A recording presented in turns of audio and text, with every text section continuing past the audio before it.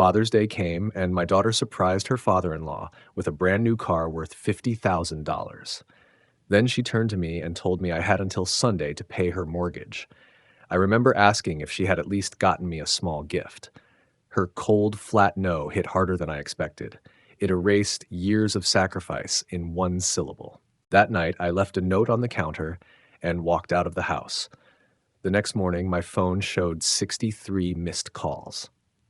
Before we continue, please subscribe to stay updated on our latest stories. I dropped the Civil War history book I had been reading, the hardback thudding against the floor as my reading glasses slid down my nose.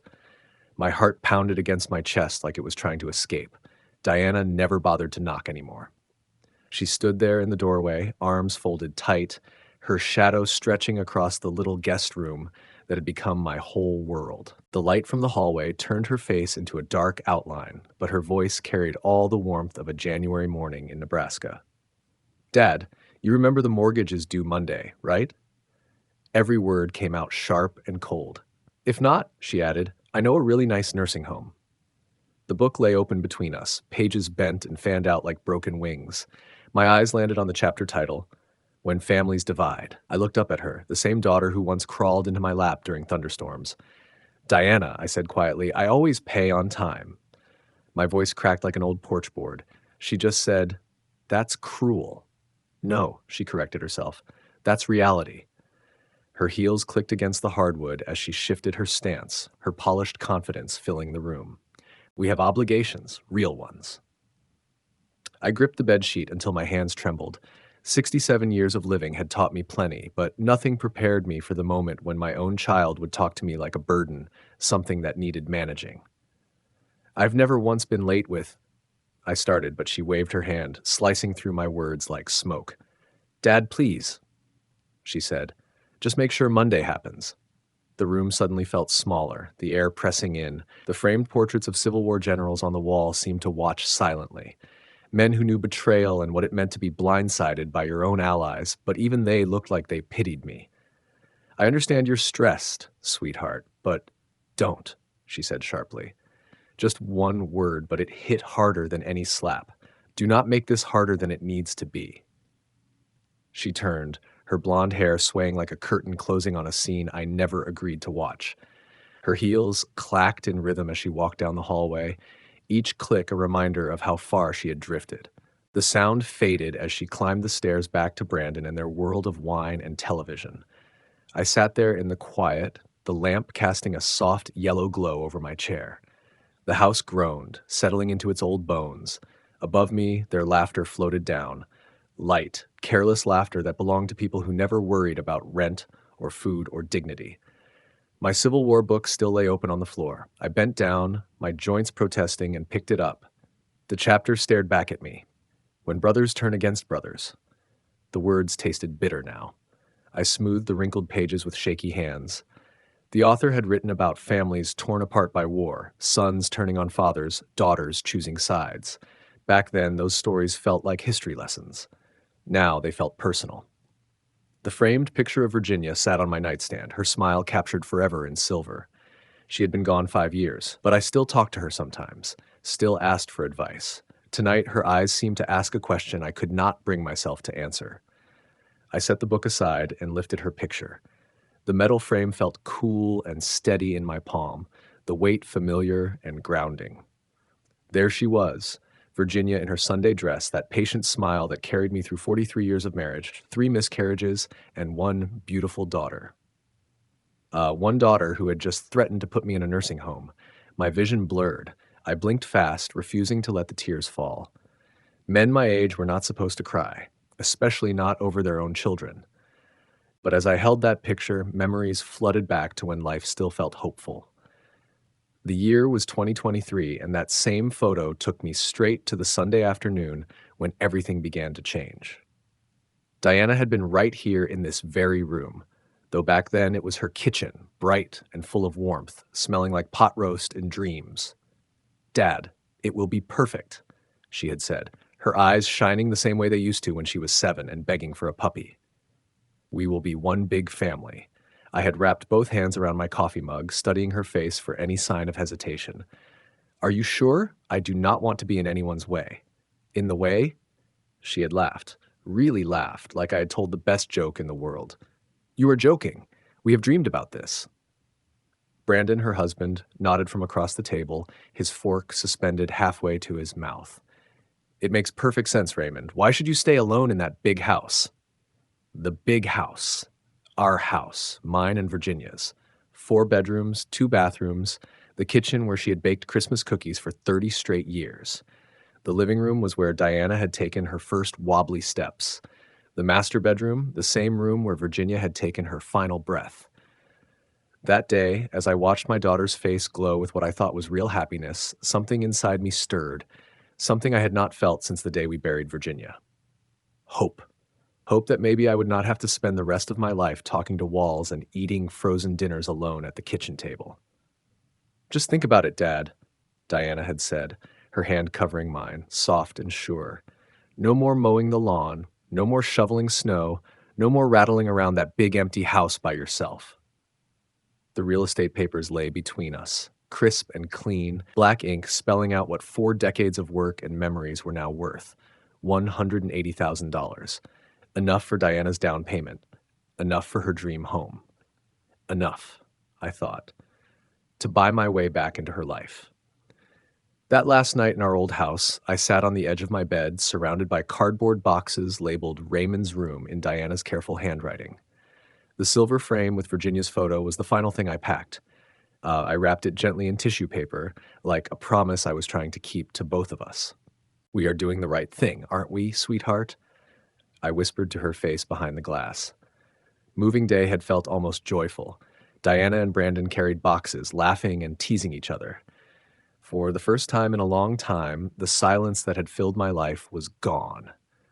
My new room, the guest room, had been painted a pale blue, Virginia's favorite shade. Diana herself had hung my Civil War prints. She stood on a stepladder while I steadied the frames. Perfect, she said proudly when she stepped back. This is going to be perfect, Dad. And for a while, she was right. We had dinner together every evening, the conversation flowing easy, like wine. Diana asked about my day, the book I was reading, or reminded me of stories from when she was a kid. Brandon would chime in about the news, politics, or baseball, and sometimes he even asked what I thought. For the first time in years, I felt useful again. Wanted. That first month was everything she promised. I woke up to the smell of coffee brewing and voices in the kitchen. The house had life in it again.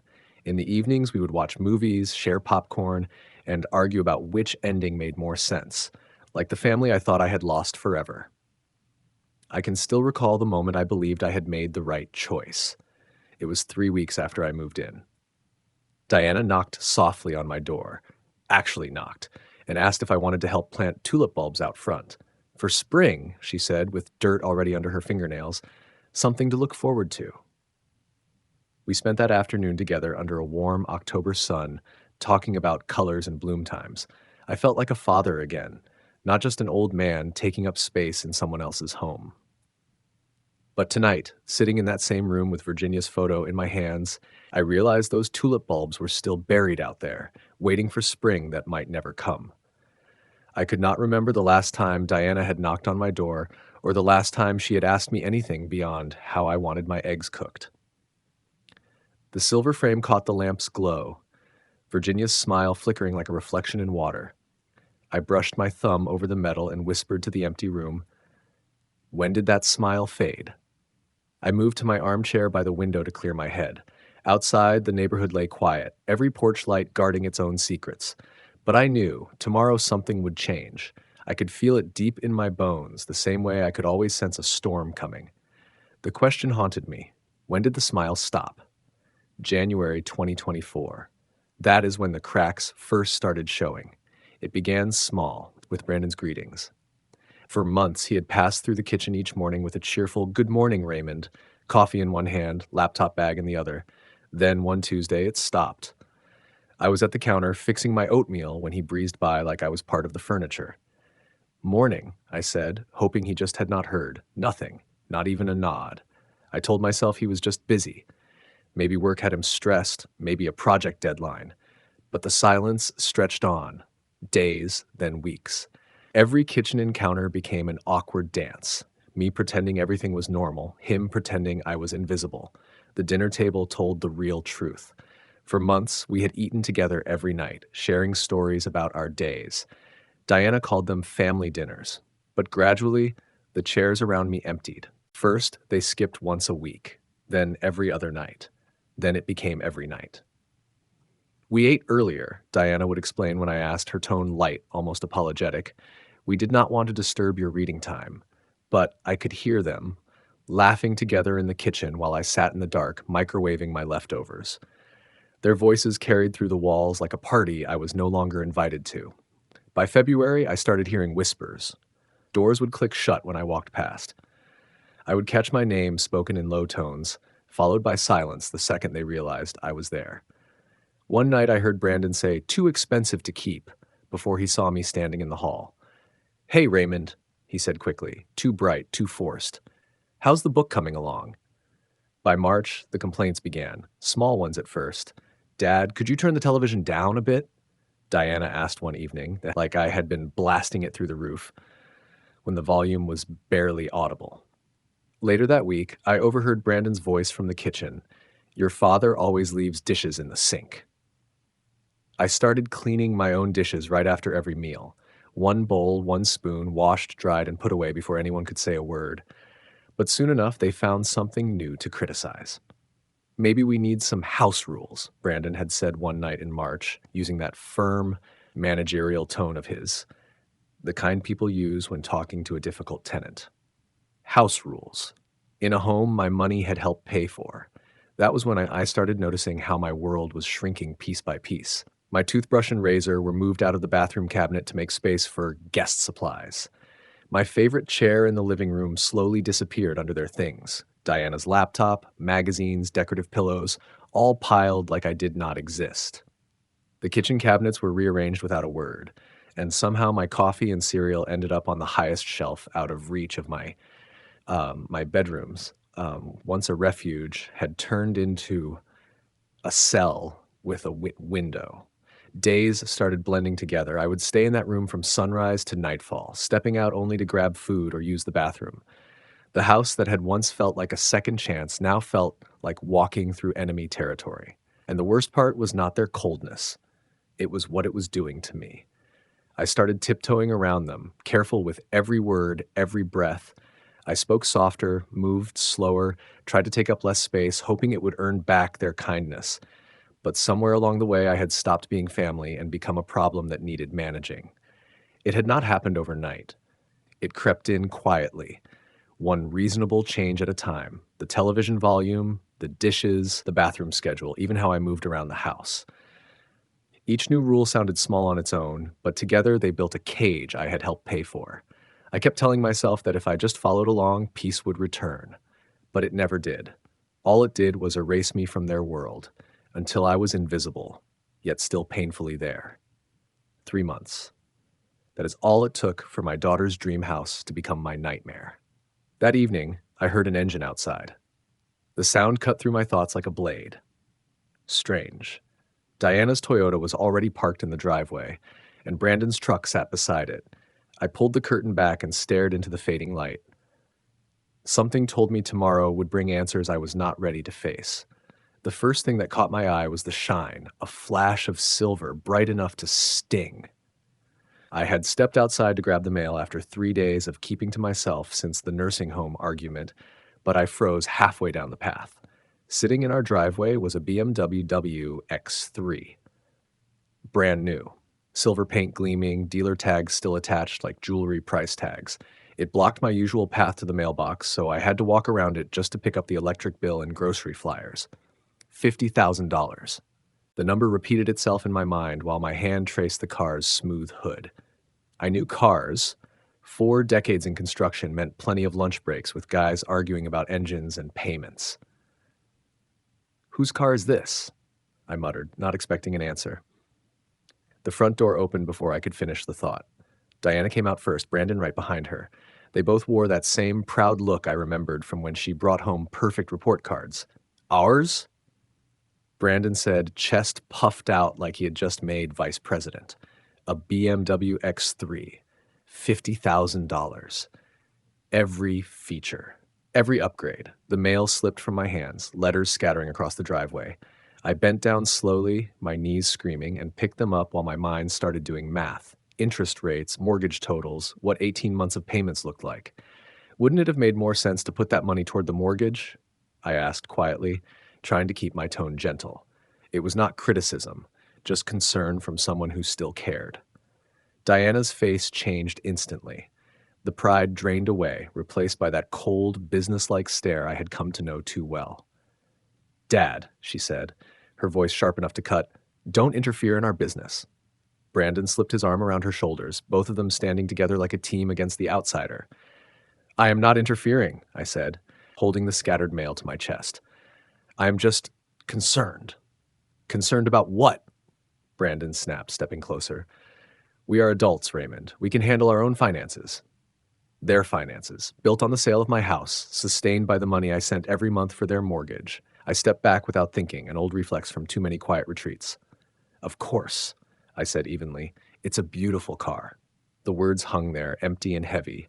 Diana smiled again, pleased to have the last word, while Brandon kept studying me. Guarded. Territorial. "We deserve nice things," she said, running her hand along the side mirror. "We work hard." They did work, but they also worked with a safety net I had built for them. My sacrifices had turned into their luxuries, German leather seats, while I patched old shirts and stretched a can of coffee to the end of the week. "I'm sure you do," I said quietly. That was the end of it. The air felt colder after that. They turned and went back inside, probably to look at their reflection in the new car's window. And I stood there alone in the driveway, surrounded by silence and the sound of my own foolish heart still trying to believe I mattered. I walked toward the front door with the mail clutched tight in my shaking hands, but my mind wasn't on the envelopes. It was on the numbers. $50,000. 18 months of mortgage payments, half a year's worth of my pension, all spent on luxury, while they threatened me with nursing homes.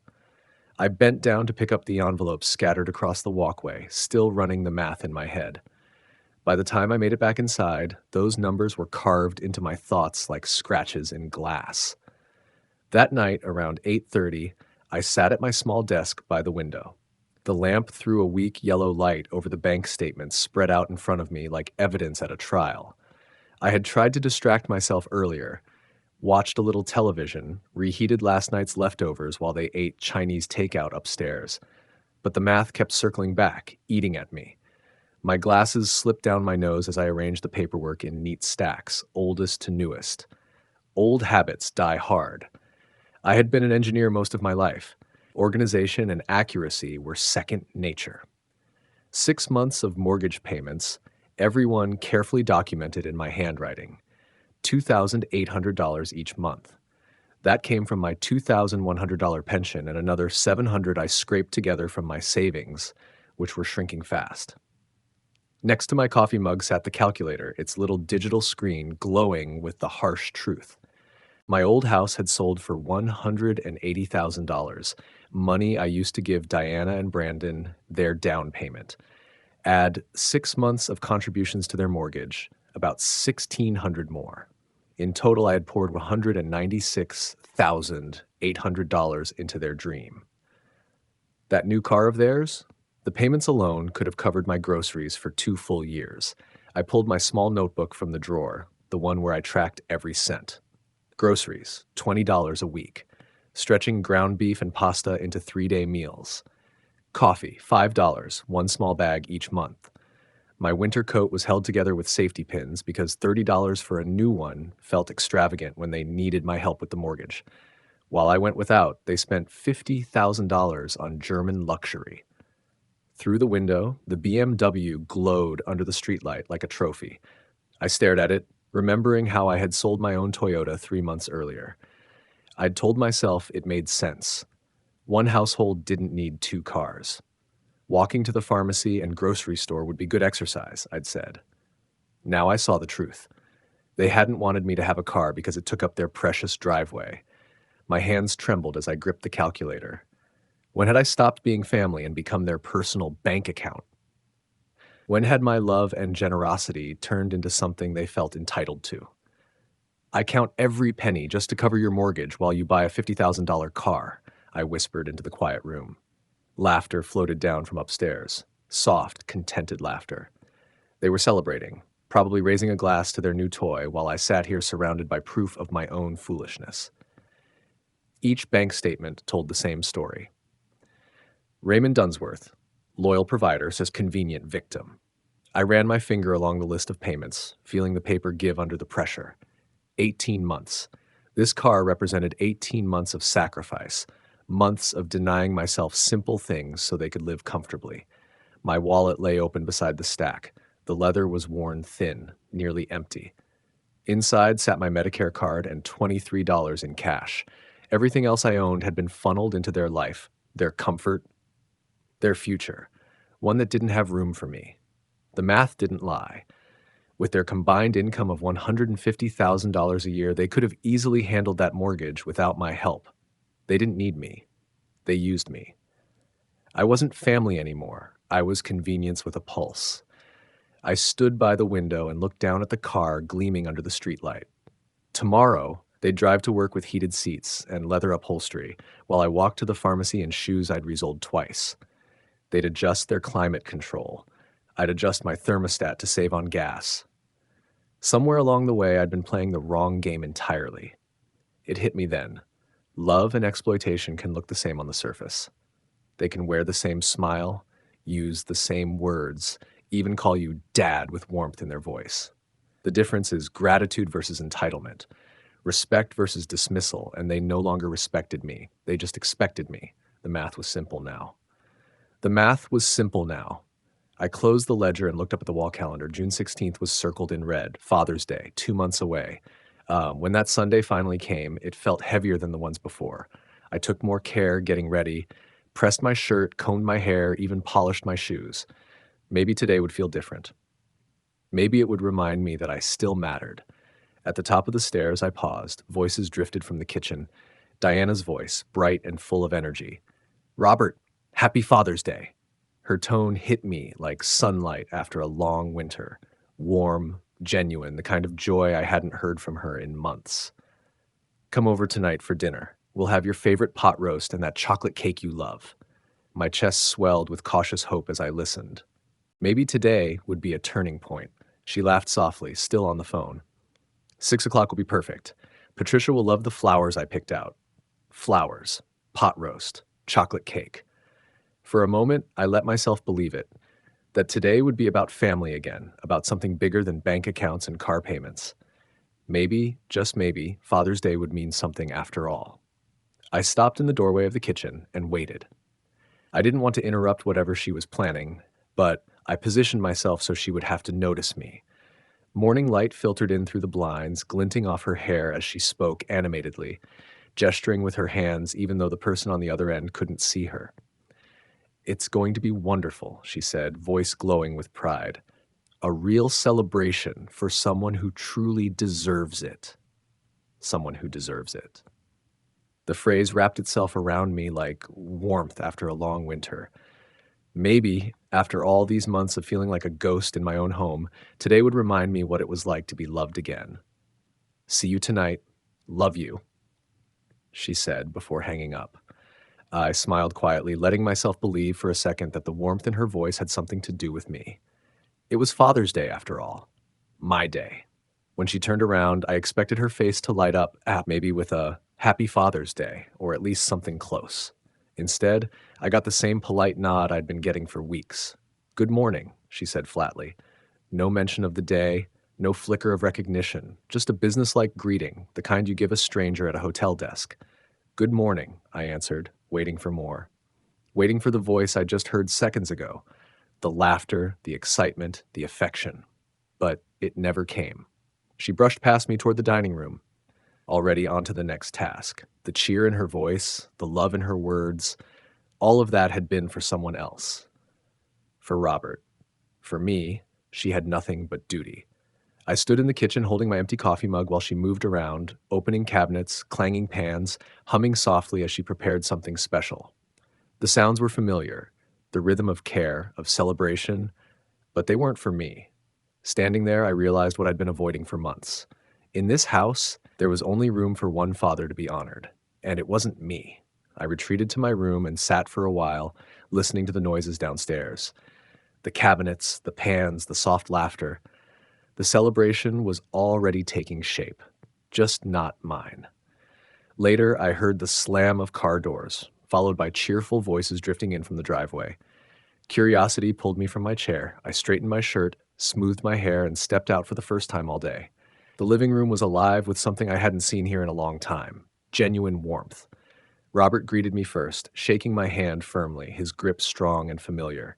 His palms were rough from decades in auto repair, and his smile was steady, honest. "Raymond, good to see you. It's been too long," he said. Patricia, his wife, touched my arm lightly as she looked around. "What a beautiful home you have, Raymond. It's lovely." Her admiration sounded sincere, not polite, but real. And then I watched it happen. Diana changed right in front of me. The cold, distant woman I'd grown used to disappeared, replaced by a gracious, laughing hostess. She hung on Robert's every word, poured Patricia wine, and filled the room with easy warmth. "Dad, come sit with us for dinner," she said, her tone finally carrying a hint of affection, but only for show. I could hear the performance in it, see it in the way she turned toward her guests. "Thank you," I said, keeping my voice calm and polite. I'd learned how to do that, to act the way she expected, without revealing the sting underneath. Brandon appeared from the kitchen, carrying a pair of gift bags like he was presenting trophies. His chest was puffed out, proud, ready to make an impression. The dining room table gleamed under soft light. Diana had gone all out: fine china, polished silverware, fresh flowers in a crystal vase. My place was set at the far end, neat but unremarkable. Robert's chair, though, faced the window like a throne, framed by the floral arrangement behind him. The message was clear. It always was. Dinner began with polite conversation. Robert asked me about my health, about the books I'd been reading, even baseball. Patricia talked about arthritis, offered home remedies that had helped her sister. They treated me kindly, the way family should. For a moment, I almost forgot where I was. But then I looked across the table at my daughter. The warmth she showed them, the light in her eyes, I hadn't seen that in years. She laughed at Robert's jokes, remembered details about Patricia's garden, their church, their neighborhood. She was everything a daughter should be: attentive, caring, proud. Just not to me. The pot roast was perfect, tender, seasoned, just right. I ate quietly, half listening as they traded stories. Every time the topic drifted toward money or bills, Diana steered it somewhere else: recipes, vacations, neighborhood gossip. She was protecting the illusion, making sure the mask stayed in place. Brandon played along, offering small smiles and nods at all the right moments, careful to sound humble while dropping casual hints about his success. And then it came. Before dessert, Diana stood up, a spark in her eyes I hadn't seen since she was a little girl. "Before we cut the cake," she said, "we have a surprise." She lifted her champagne glass, the crystal catching the candlelight, scattering it across the room like tiny stars. All eyes turned to her, and I realized I'd seen that look before. That same confident, proud expression she'd had when she sold my house. "Happy Father's Day, Robert." Her words rang out over the table like a toast. Then came the sound, sharp, metallic, as the car keys hit the polished wood. The noise seemed to echo through the room, bouncing off the walls until everything went still. The BMW keys, $50,000 worth of German luxury, presented like a trophy unveiling. Robert stared at them, eyes wide, his hand hovering uncertainly above the table as if the keys might detonate the second he touched them. "Diana," he stammered, this can't be right. We can't accept something like this." Patricia covered her mouth, her voice trembling. "Diana, this is far too much. We couldn't possibly take such an expensive gift." Diana just smiled, her tone bright with staged generosity. "Nonsense. You've been like real parents to me. You deserve something special." Brandon leaned in, grinning like a salesman sealing a deal. "It's already yours," he added proudly. "Titles are in your name, insurance paid up for the year." Their words filled the space like confetti, glittering and empty. $50,000, more than my entire yearly pension, more than what most families put down on a home. And they handed it over without hesitation, all smiles and champagne, to people they'd known less than a decade. Then her voice changed. "Oh, and Dad," she said, businesslike now, as if she were reminding me about taking out the trash. "The mortgage is due Sunday." Silence. The room hung suspended between crystal glasses and floral centerpieces, everyone frozen mid-breath. A $50,000 car gift, followed immediately by a mortgage reminder. The cruelty of the timing was surgical. I set my fork down gently, the metal tapping against porcelain. I looked at my daughter, really looked at her, across that perfect table setting she was so proud of. Don't I deserve even a small gift? The question came out smaller than I'd planned, but every syllable carried months of quiet heartbreak and swallowed pride. 4 sets of eyes turned toward her, waiting. "No," she said. Just one word, sharp and final. The kind of word that ends chapters, no explanation, no flicker of guilt. No kindness in her tone, just the blunt honesty of someone who'd stopped pretending to care about the damage they caused. Across from her, Robert froze with his fork halfway to his mouth. Patricia's wine glass trembled. Even Brandon shifted in his chair, his confidence cracking as he realized what she'd just done. I smiled, a slow, deliberate smile I'd practiced many nights in the mirror, the kind a man wears when he finally accepts the truth.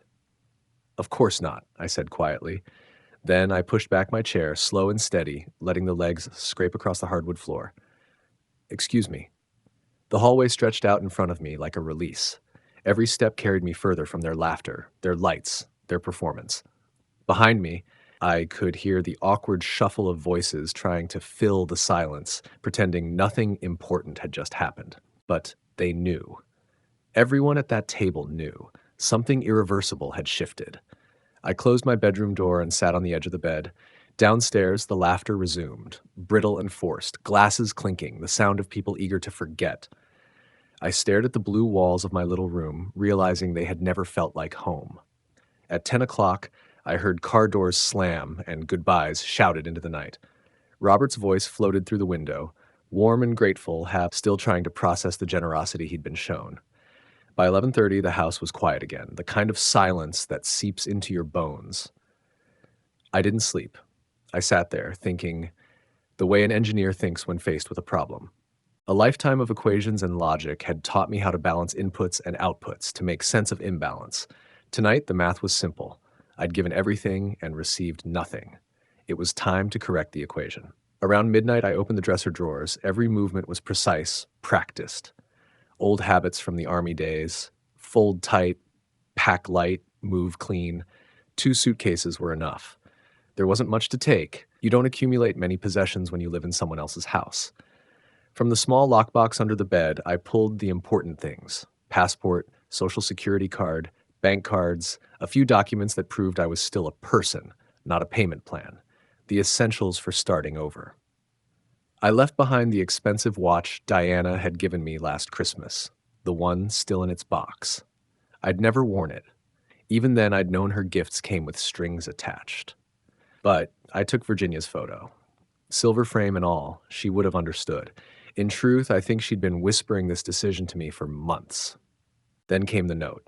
It took longer than I expected. I wanted to get it right, to make it firm but not bitter, brief but not cruel. In the end, I wrote, "I'm gone.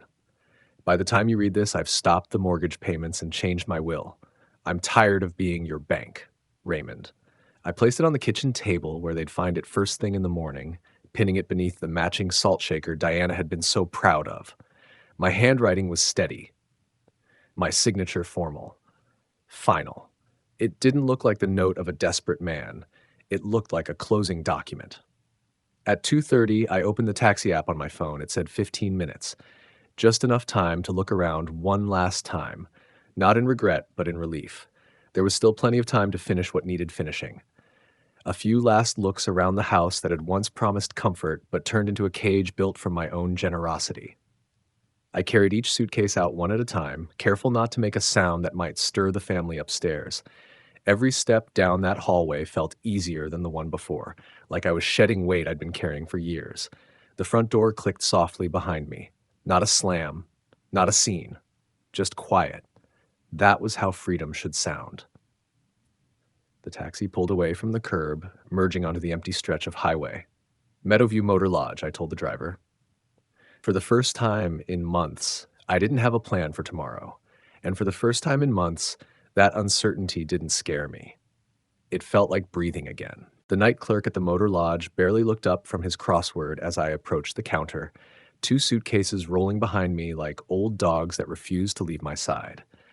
At 3 in the morning, life is stripped down to its essentials.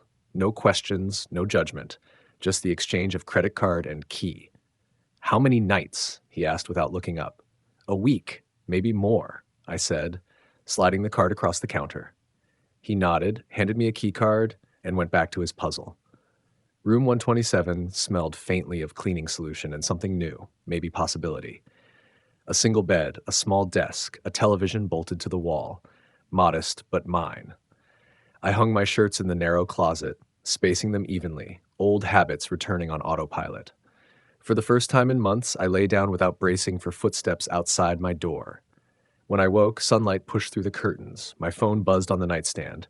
12 missed calls, 11 voicemails. I played the first one. Diana's voice, frantic, shaky, disbelief wrapped in panic. I turned the phone off and placed it face down in the desk drawer. This time, the silence belonged to me. Monday morning, I took a cab into downtown Lincoln. The legal district was already buzzing, people in suits, briefcases swinging, all with purpose. I felt strangely at home among them. Sharon Coleman's office sat on the 15th floor of a building that looked practical rather than proud. Efficient, solid. Exactly what I needed. "Are you sure about this, Mr. Dunsworth?" she asked, pen poised above the will modification papers. "Yes," I said. My voice didn't waver. She made her choice when she chose cruelty over kindness. The new document was simple, almost elegant. The majority of my estate would go to Virginia's church, the one where we'd been married. The rest divided between veterans organizations and the local library. Diana's name appeared nowhere.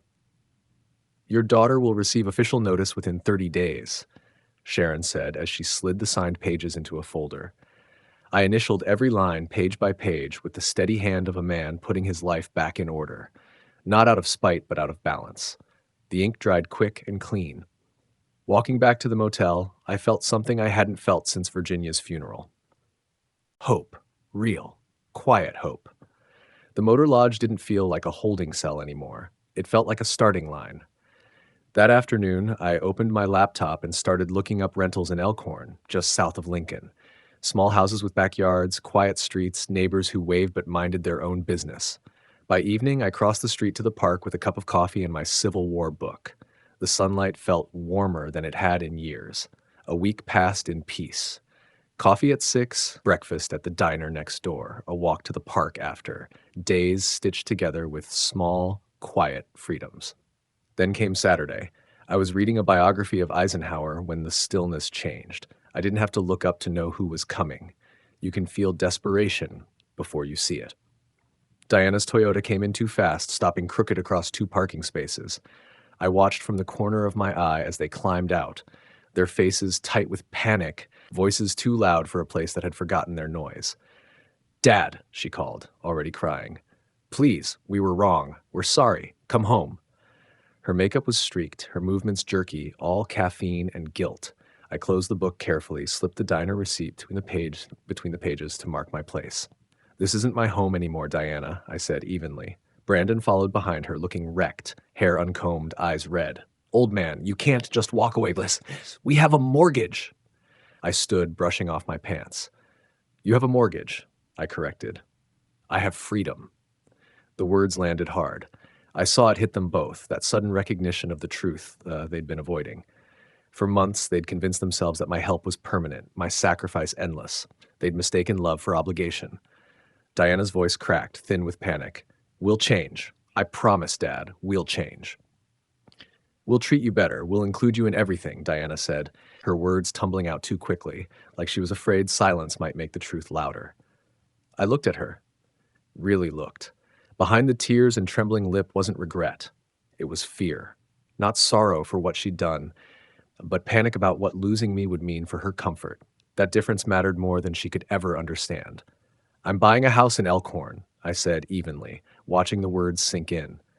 "And for the first time in a long time, I'm happy." Brandon's composure cracked. His anger erupted fast, raw, like a valve giving way under pressure. "You selfish old man," he shouted. What about our investment? What about everything we planned? You made plans, I said, my voice steady as stone. Plans that used my money while treating me like I was just another bill you couldn't wait to pay off. Their eyes darted, guilty and stunned. I knew they'd found me through my bank card. Maybe even hired someone to keep watch near the motel until my habits became routine. The thought almost made me laugh. Desperation always finds a way to humiliate itself. Please, Dad, Diana said, grabbing my sleeve with both hands. Her fingers were cold, unsteady. We're family. Family doesn't threaten each other with nursing homes, I said quietly, pulling my arm away. Family doesn't buy $50,000 cars and then ask pensioners to cover their mortgage. The words hung between us like a sentence already decided. I picked up my book, met their eyes one last time, not with anger, but with something close to pity. Don't look for me again. Then I turned and walked back toward the motel. Inside, I dialed the real estate agent's number from memory. I'm ready to make an offer on that house in Elkhorn, I told her. And with that, the future began. October brought crisp mornings and clear skies, the kind of Nebraska weather that makes even yard work feel like meditation. 4 months in my own house had rebuilt a rhythm I thought was gone for good. Coffee at sunrise, hands in the dirt before noon, evening walks down streets where neighbors waved but didn't pry. The letter came on a Tuesday, tucked between the grocery flyers and electric bill. It was from Sharon Coleman, my attorney. The envelope looked ordinary. The contents did not. The foreclosure proceedings have concluded, she'd written in her perfect cursive. Your former residence was sold at auction. I thought you'd want to know. I set the letter on the kitchen table, my kitchen table, in my kitchen, and just sat there for a while. The peace that filled that small room felt earned. Solid. They'd lost everything. All it took was 3 missed mortgage payments. Without my deposits, the house of cards collapsed faster than they ever thought possible. The BMW was the first to go, then the house itself, that place that never felt like home to begin with. According to Sharon, they were renting a small apartment across town now. Their marriage strained under a pressure they used to outsource to me. Robert and Patricia still had the car, of course, a gift freely given, not tied to manipulation or guilt. But they offered no rescue to the people who'd mistaken generosity for endless supply. Some lessons come with bills attached. Out in the yard, a cardinal had started building a nest in the maple tree I planted last month. I watched it dart back and forth, patient and sure. The bird understood something it had taken me 67 years to figure out. Independence isn't loneliness, it's peace. The tomatoes were ripening, the marigolds thriving, colors I'd chosen just because they made me smile. No one criticized how I spent my hours or questioned my choices or treated me like an inconvenience in my own home. Sometimes the phone rang, telemarketers mostly, or a neighbor inviting me to a cookout or a church event. I answered when I felt like talking. Let it ring when I didn't. Small freedoms, learned slowly. I finished my coffee, rinsed the cup in the sink, and stepped outside into the garden. The air smelled like autumn and soil and new beginnings. There was still work to do before winter came, and for the first time in years, I wanted to do it. They'd lost everything, and I'd finally found peace. Lesson learned.